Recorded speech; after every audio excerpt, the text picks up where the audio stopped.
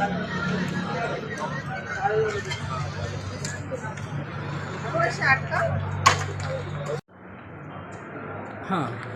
काय समस्या आहे?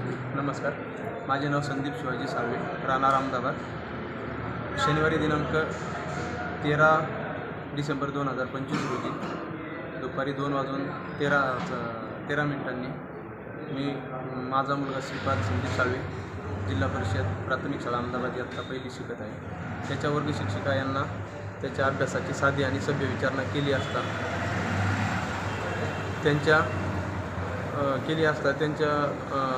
त्यांनी काय उत्तर दिलं त्याच्यावर? त्यांनी विचारल्याच्यानंतर त्यांनी सांगितलं की अभ्यास दिला आहे तोंडी अभ्यास मुलगा पहिलीला असल्यामुळे त्याच्या लक्षात राहत नाही. त्यामुळे त्यांना सांगितलं की आपण तुम्ही वहीवर अभ्यास देत जा किंवा व्हॉट्सअप ग्रुपला टाकत जा. तर ते म्हणले ते शक्य नाही. मग त्यांना ही विचारणा केली की आपल्या शाळेमध्ये विद्यार्थी पहिलीच्या वर्गात पट किती आहे? तर त्यांनी सांगितलं 11 पट आहे. तर म्हणलं 11 पट असताना त्यातील कमीत कमी 2-3 विद्यार्थी डेलीचे अनुपस्थित राहतात. म्हणजे 6-7 विद्यार्थी आपल्याला सांभाळणं किंवा 6-7 विद्यार्थ्यांना अभ्यास देणं जास्त काही मोठी अवघड गोष्ट नाही आहे. तर त्यानंतर तो फोन कट झाल्याच्यानंतर त्यांच्या नंबरवरून रिटर्न काही सेकंदामध्ये काही मिनिटाच्या आतमध्ये त्यांचा कॉल आल्याच्यानंतर त्यांच्या मिस्टरांनी अगदी सुरुवातच खालच्या पातळीवर बोलण्यास सुरुवात केली.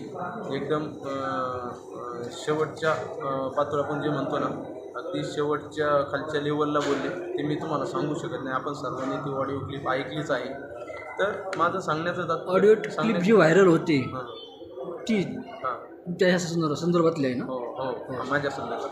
ओके. पण ती बऱ्याच जणांना असं वाटतं की तो रात्री हे केलेलं आहे, कॉल केलेला आहे. पण रात्री कॉल न करता दुपारी 2 वाजता, शनिवारी दुपारी 2 वाजता कॉल केलेला आहे. आता ते शिक्षक म्हणत आहेत की आम्ही दुपारी झोपलेलो आहे.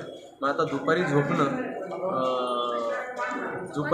आहे म्हणजे मग पालकांनी दुपारी झोपतात, संध्याकाळी झोपतात. मग पालकांनी जर एखादी विद्यार्थ्याबद्दल अडचण असेल तर ती कधी विचारली पाहिजे.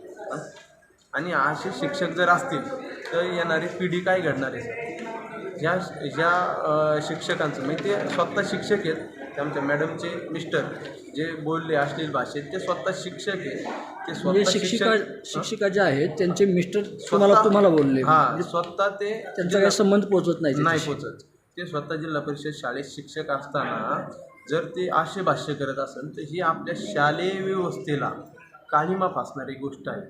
आणि त्या गोष्टीचा आम्ही जाहीर निषेध करतो. आणि माझी आपल्या माध्यमातून शिक्षण मंत्री साहेबांना एकच विनंती आहे की ह्या घटनेची सखोल चौकशी करून संबंधितावर कायदेशीर कारवाई व्हावी. आणि सर, दुसरी मागणी माझी अशी आहे की आमच्या शाळेमध्ये आत्तापर्यंत कायमस्वरूपी शिक्षकांची नियुक्ती करण्यात आलेली नाही. सगळे तोंडी शिक्षक आहेत, 15 दिवस महिनाभर करतात, त्याच्यानंतर दुसऱ्या शाळेवर पाठवलं जातं. त्यामध्ये मुलांचं नुकसान होतं. तर आमच्या शाळेचा पट 71 विद्यार्थ्यांचा आहे. तर 71 विद्यार्थ्यांच्या पटाच्या मानाने आम्हाला 4 शिक्षकांची नियुक्ती आमच्या शाळेत करून देण्यात यावी.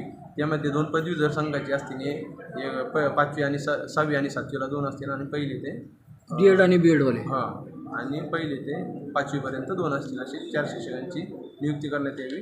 अशी आमच्या 2 मागण्या आहेत. ह्या माननीय शिक्षण मंत्री साहेबांनी त्या लवकरात लवकर मान्य कराव्या. त्या संदर्भातलं निवेदन आपण BDO साहेबांना पण दिलं आहे आणि उद्या CO साहेबांना पण आपण जाऊन देतो. ठीक आहे, बिलकुल रास्त मागणी आहे आपली. या ठिकाणी मी थांबतो.